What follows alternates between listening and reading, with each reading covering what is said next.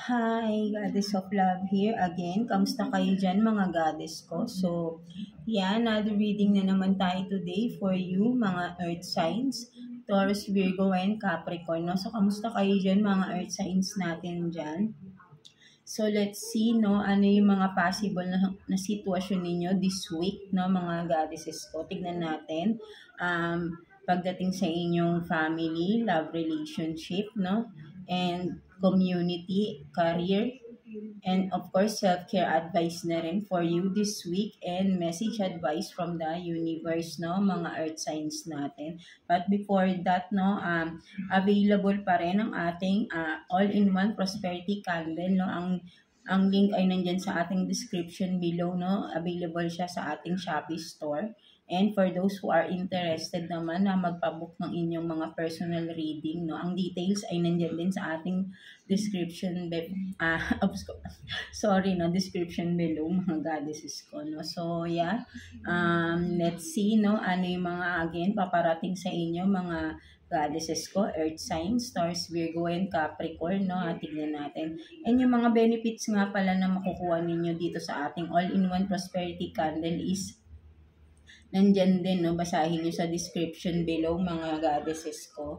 Makikita nyo yung mga makukuha ninyong benefits at yung mga possible na pwede nyong i-affirm, no, sa ating all-in-one prosperity scented candles, no. So, let's start the reading for you, Taurus.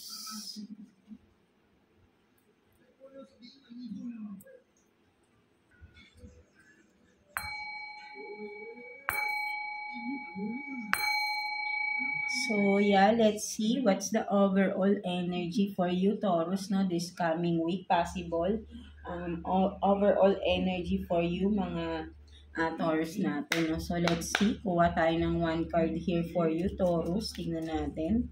Overall energy mo for this coming week. Tingnan natin, Taurus. Kuha tayo ng one card for you.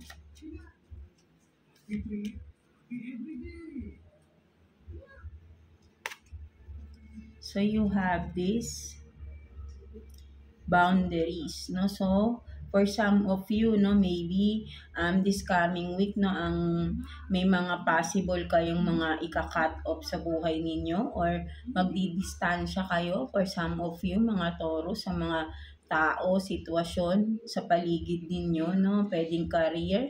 Kung sa career mo, pwedeng for some of you, mag-change of career kayo or mag-change of job kayo, no? For some of you, magpapalit kayo ng mga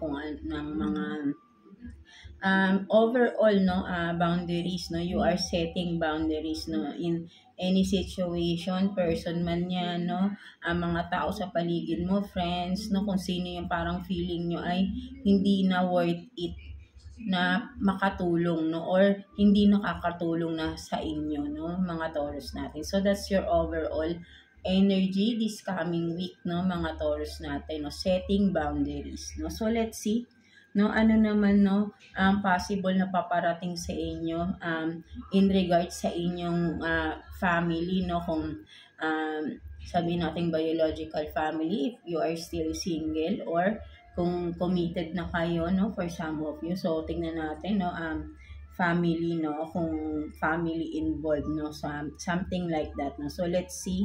Kuha tayo dito ng, tingnan natin. Kuha tayo dito ng 2 cards for you. Hindi pala to. Kuha tayo ng 2 cards for you, Taurus, no, let's see. 2 cards for Taurus. Family situation, no, tingnan natin, possible family situation for you this coming week. 2 cards for Taurus.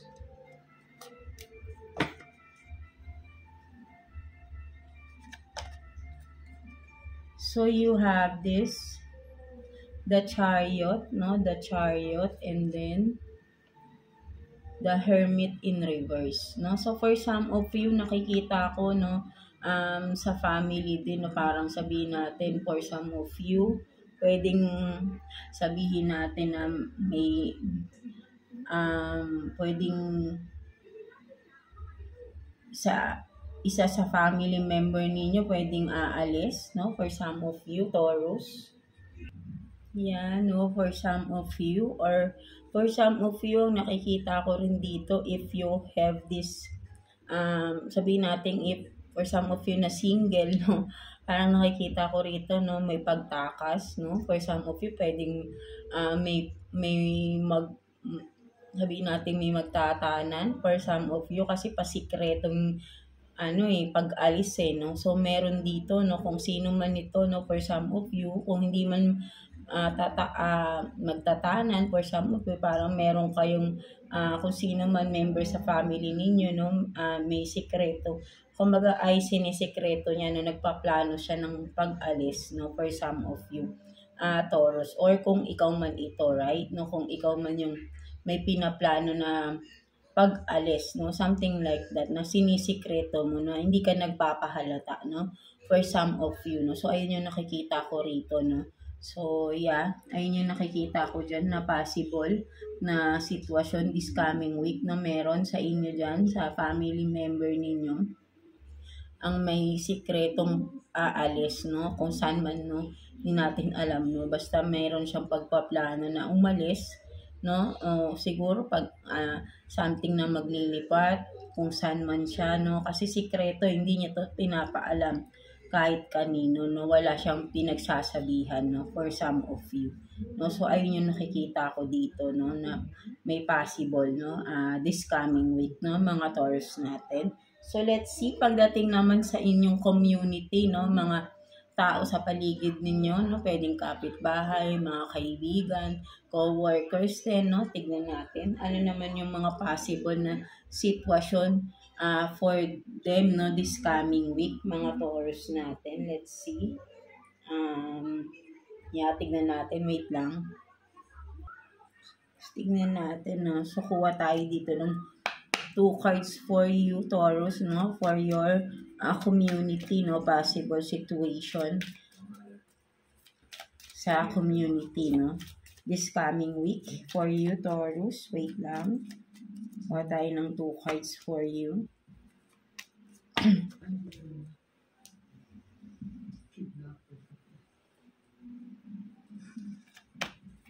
So, you have this King of Cups in reverse.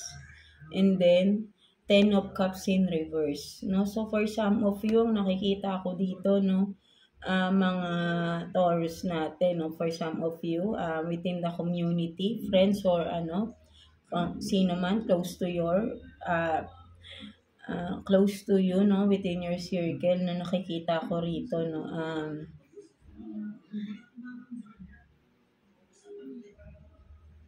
Maybe merong mga kung sino man ito, no, parang sabihin natin kung friend mo man ito, no, someone close to you, pwede rin, Taurus natin, no, ang sabihin natin na parang with the King of Cups in reverse, no, parang sabihin natin na hindi siya nagpapakita ng emosyon, no, something like that, no. So, kung nakakausap mo ito, no, and with the 10 of Cups in reverse, no, sabihin natin may pinagdadaanan itong kaibigan mo na ito, no, mga Taurus natin, no, something like that, no, parang may pinagdadaanan siya regarding sa kanyang family, no, may pinagdadaanan itong problema, no, itong person na ito, kung sino man ito, no. So, maybe, pwedeng baka hihingi sa inyo ng payo to, no, or for some of you, baka kung may nararamdaman ka na tao sa ganyan na sa paligid ninyo na parang may problemang pinagdadaanan, no? Maybe pwede mong kausapin, no? I think ay kailangan niya ng someone to talk to, no? So, ayun yung nakikita ko rito ng mga Taurus natin, no? Merong pinagdadaanan yung isang tao sa paligid ninyo, kaibigan man yan, co-worker man yan, no? Meron siyang problema regarding sa kanyang family, no? Mga Taurus natin, no? So, yeah, yun yung nakikita ko dyan for some of you, Taurus, no? So, let's see. Pagdating naman sa inyong personal love situation, no? Sa iyong ka-relationship, no? Kung sino man, no? Person on your mind, mga Taurus natin, no? Let's see. Kuha tayo ng 2 cards for you, Taurus. Let's see.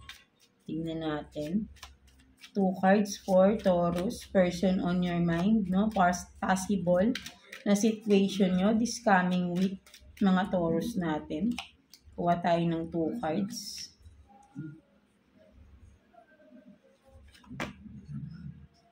So you have this pop up, no, spontaneous, no, unexpected surprise visit, and then bounty hunter, no, chase na hot pursuit. So ang nakikita ko, no, possible this coming week, mga Taurus natin, no, may unexpected kayong bibisita, no, for some of you Taurus. So may parang di mo inaasahan itong person na ito, no, kung sino man ito na nasa isip ninyo, kung sino man yan, ay nag-iisip siya, no, na parang bisitahin kayo, no, mga Taurusan, because this person is parang someone na meron siyang gustong sabihin, no, parang hindi na siya makapaghintay na sabihin ito, kung ano man ito, no, mga Taurus natin, no. So possible this week is sasabihin niya na, no, at ang nakikita ko rito, pwedeng through messages din, no, but then mas malakas dito yung parang pwedeng pupuntahan ka niya kung nasaan ka man, work, no, kung trabaho man, or sa bahay ninyo, no, mga Taurus natin. Unexpected, no, hindi mo akalain na biglang susulpot itong taon na ito at may sasabihin siyang parang I think ay very important, no, for some of you Taurus, no. I don't know kung karelasyon mo ba ito, no, but this is someone na who's on your mind, no, lagi mong iniisip, no, mga Taurus natin, no. So yeah, ayun yung nakikita ko rito for some of you Taurus, no. So let's see what's the self-care advice for you this week, mga Taurus natin. So kuha tayo ng 1 card for you Taurus. 1 card for Taurus. Tingnan natin.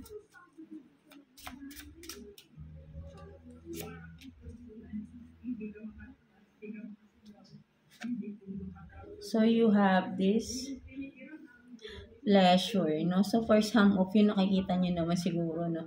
So maybe this is applicable to those na mga single Taurus dyan, no? Kung makikita nyo, no? So wala naman siguro ding masama, no? Maybe talagang nagaganyan.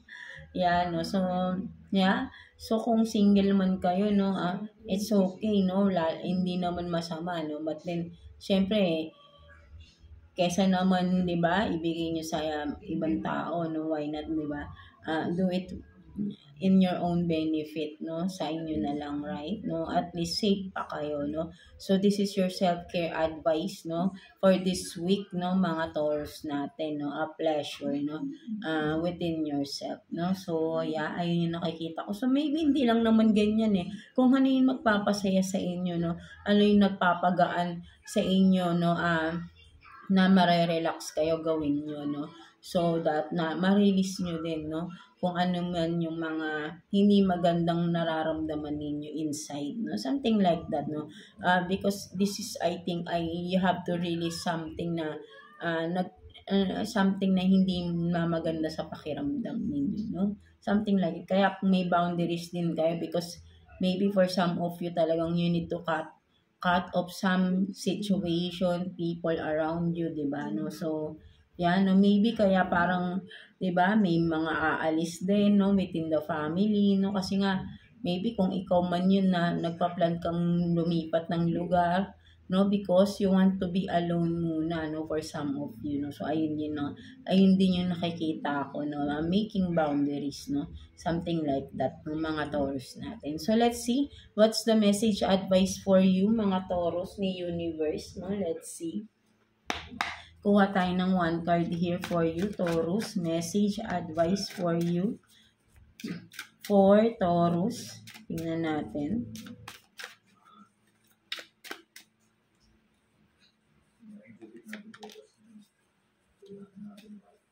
Tingnan natin. So, you have this, no? The best is yet to come, no? So, sinasabi sa'yo dito, Taurus, no? So, parang malapit na, no? The best is yet to come, no? So, wag kang mainip, no? Because I think ang mas nakikita ko rito, malapit mo ng makuha or makamit ito kung ano man itong parang hinihintay mo, Taurus, no? Something good, something na magpapasaya sa iyo, I think, no?